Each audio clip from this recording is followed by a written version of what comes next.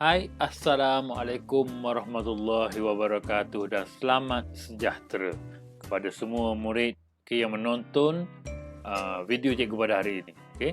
Jadi, bertemu sekali lagi kita pada hari ini untuk mempelajari subjek reka bentuk dan teknologi untuk tahun 5. Okay? Dan pada hari ini kita akan mempelajari tentang Taman Mini Edible. Okay, kamu boleh membuka buku teks RBT tahun 5 pada muka surat 72 hingga muka surat 75. Jadi kita masih berada pada tajuk 7.0 iaitu teknologi pertanian.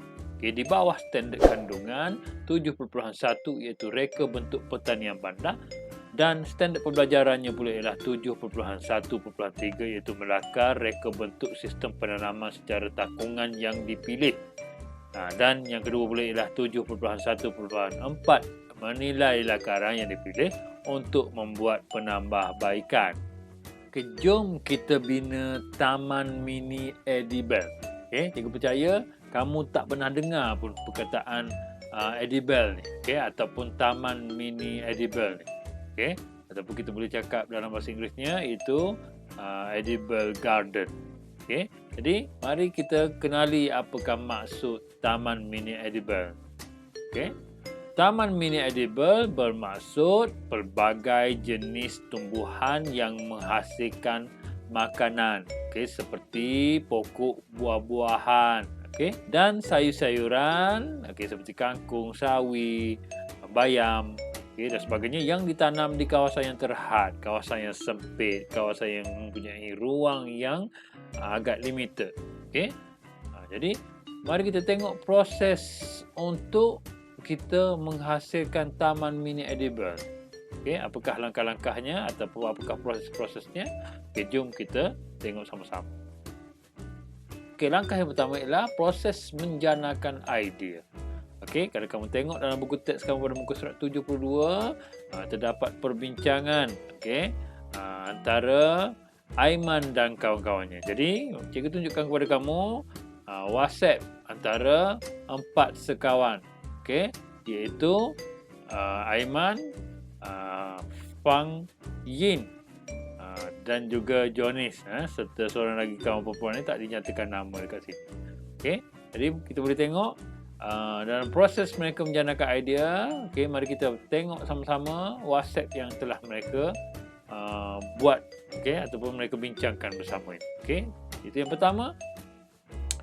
Aiman menyatakan bahawa kawan-kawan, esok kita akan mula membuat Taman Mini Edible di kawasan kelas.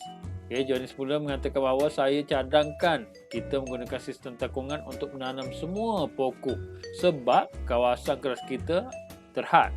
Okay, Fang Yi pula mengatakan bahawa saya bersetuju dengan cadangan Jonis. Kita boleh menggunakan bahan guna semula ataupun bahan kita semula. Okay, manakala yang terakhir ni, murid perempuan ini boleh mengatakan bahawa betul Fang Yin, kita akan menyusunnya untuk menjadi sebuah lanskap yang cantik. Okay, jadi daripada perbincangan dalam grup WhatsApp 4 sekawan ini, kita boleh simpulkan bahawa yang pertama, okay, cadangan untuk membuat Taman Mini Edible di kawasan kelas.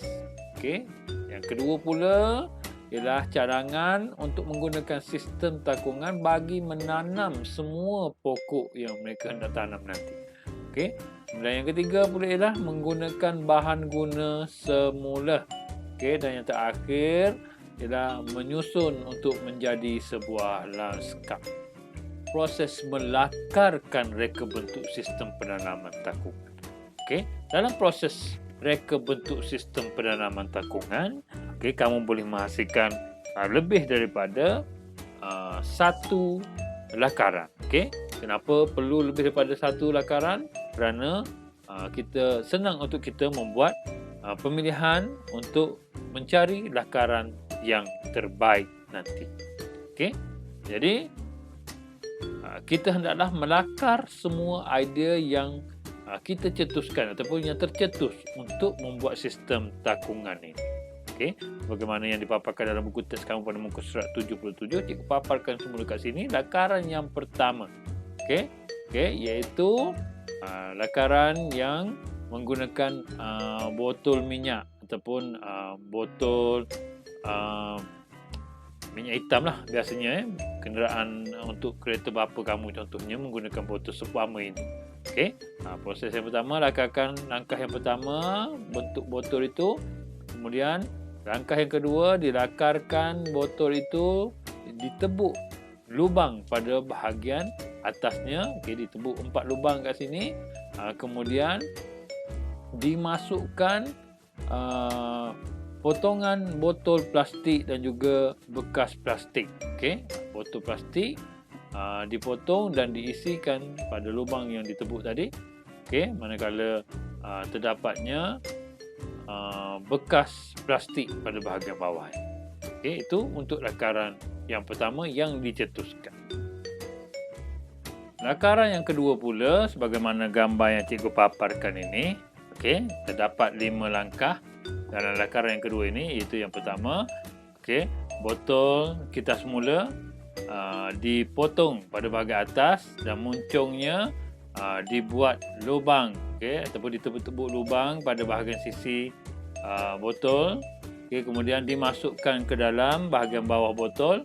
Okey, kemudian lakaran yang langkah yang kelima pula, okey, diletakkan pipe PVC dan juga gabus di bahagian bawah.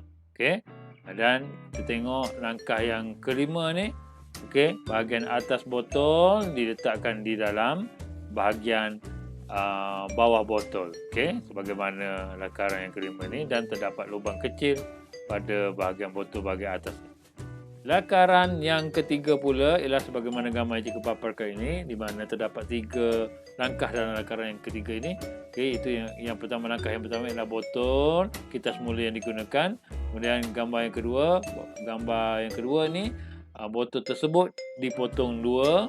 Okey, kemudian bahagian atas botol dimasukkan ke bahagian bawah botol. Okey, manakala bahagian penutupnya dimasukkan tali mop. Okey, dan ini ialah bahagian atas botol dan ini ialah bahagian bawah botol lah. Okey, seterusnya proses yang kita perlu lakukan selepas menjanakan idea dan juga melakarkan reka bentuk sistem penanaman tekungan ialah menilai lakaran dan juga membuat penambahbaikan. Okey, sudah tentu lakaran yang kita buat mendapat ataupun mempunyai sedikit kekurangan. Okey, jadi kita perlu nilai kembali lakaran tersebut dan kita buat penambahbaikan supaya sistem takungan atau penanaman dalam takungan yang kita hasilkan nanti dapat digunakan dengan baiklah. Okey, jadi berdasarkan semua lakaran idea tersebut, lakaran terbaik yang dipilih ialah lakaran yang kedua. Okey, lakaran yang kedua yang menggunakan botol kita semula tadi, okey, yang mempunyai 5 langkah tadi. Okey, jadi kita haruslah melengkapkan maklumat pada lakaran yang dipilih itu untuk dinilai sebelum ditambah baik. Okey, jadi kita pilih lakaran yang kedua sebagai lakaran terbaik kita dan kita perlu membuat atau melengkapkan maklumat pada lakaran tersebut. Okey, kita harus labelkan dia. Okey, dan elemen untuk menilai lakaran mungkin berbeza mengikut produk yang hendak dihasilkan. Okey, sekejap lagi kita akan tengok apakah elemen-elemen yang kita akan gunakan untuk menilai dan kita buat penambahbaikan nanti. Okey, dan ini merupakan lakaran terbaik, itu lakaran yang kedua tadi yang telah pun kita lengkapkan maklumat pada lakaran yang kedua ini. Okey, di mana di sini kita dapat lihat ditandakan dengan lidi, okey, bekas plastik yang dipotong, medium, okey, bahagian atas bekas plastik, okey, leka, okey, lubang limpah air, lubang pada bahagian PVC tersebut, kemudian air, kita juga gunakan tali mop, okey, untuk menyerap air, okey, kemudian gabus, okey, pada bahagian bawah, dan dituliskan juga ataupun dilengkapkan juga dengan ukuran lebarnya iaitu 19 cm dan juga tingginya iaitu 26 cm. Setelah itu, inilah merupakan elemen-elemen yang akan kita gunakan untuk menilai lakaran dan juga membuat penambahbaikan terhadap lakaran terbaik yang telah kita pilih tadi, iaitu lakaran yang kedua. Di sini kita dapat lihat elemen-elemen yang dinilai adalah seperti elemen rupa, elemen bentuk, elemen saiz, elemen warna dan juga elemen bahan. Okey, terdapat 5 elemen di sini. Okey, dan terdapat huraian, okey, kesesuaian sama ada ia sesuai atau tidak sesuai dan juga catatan terhadap elemen-elemen ini jika ianya tidak bersesuaian. Okey, jadi mari kita lihat yang pertama daripada segi elemen rupa, huraiannya ia berbentuk bulat. Okey, jadi ianya ditandakan dengan tidak sesuai. Okey, di mana dicatatkan di sini kita perlu menambah corak ataupun bentuk pada bahagian atas lakaran tersebut. Okey, untuk menambahkan rupanya lebih menarik sedikitlah. Untuk elemen yang kedua, elemen bentuk pula, okey, huraiannya ianya berbentuk silinder dan ianya sesuai. Okay, dan kita tidak perlu lagi membuat apa-apa penambahbaikan untuk elemen yang kedua, iaitu elemen bentuk. Okay, elemen yang ketiga pula ialah elemen saiz. Okay, di mana bekas yang digunakan bersaiz sederhana. Okay, tak terlalu besar, tak terlalu kecil. Okay, manakala ianya lebar dan juga tinggi sesuai untuk kita gunakan untuk penanaman kita nanti. Jadi ianya ditandakan pada bahagian kesesuaian ini ditandakan dengan simbol sesuai lah. Okay, jadi tak perlu kita buat penambahbaikan untuk elemen saiz. Okay, manakala untuk elemen warna pula, warna luksina dan kelihatan medium di dalam takung tanaman. Jadi ditanda di sini tidak sesuai. Ianya perlu diwarnakan supaya kelihatan lebih menarik. Yang pertama, nak nampak menarik. Dan yang kedua, yang paling penting sebenarnya, untuk mengelakkannya daripada berlumut.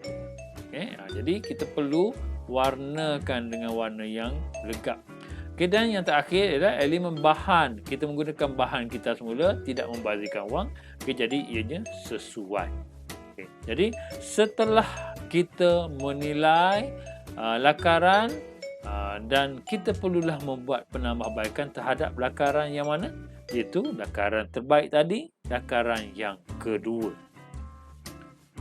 Okay, dan ini merupakan hasil lakaran yang telah dinilai dan ditambah baik. Okay, jika kamu tengok tadi, okay, pada jadual yang cikgu paparkan tadi, iaitu elemen rupa ditandakan dengan tanda tidak sesuai. Okay, dan dicatatkan supaya menambahkan corak ataupun bentuk pada bahagian atas lakaran. Okay, jadi kamu dapat lihat, okay, pada bahagian atas bekas takungan ini dibuat corak. Okay, dibuat corak agar ia kelihatan lebih menarik. Okay, jadi dah pun buat penambahbaikan pada bahagian rupa. Inilah merupakan hasil akhir, okay, lakaran yang telah ditambah baik. Okay, itu lakaran yang kedua tadi. Sampai di sini saja pembelajaran kita untuk kali ini. Okay, insyaAllah kita akan berjumpa lagi, okay, pada pembelajaran kita untuk topik yang kita masih belum selesaikan. Okay, baiklah, berjumpa lagi pada kelas yang akan datang ataupun pada video yang akan datang. Okay, Assalamualaikum warahmatullahi wabarakatuh dan selamat sejahtera.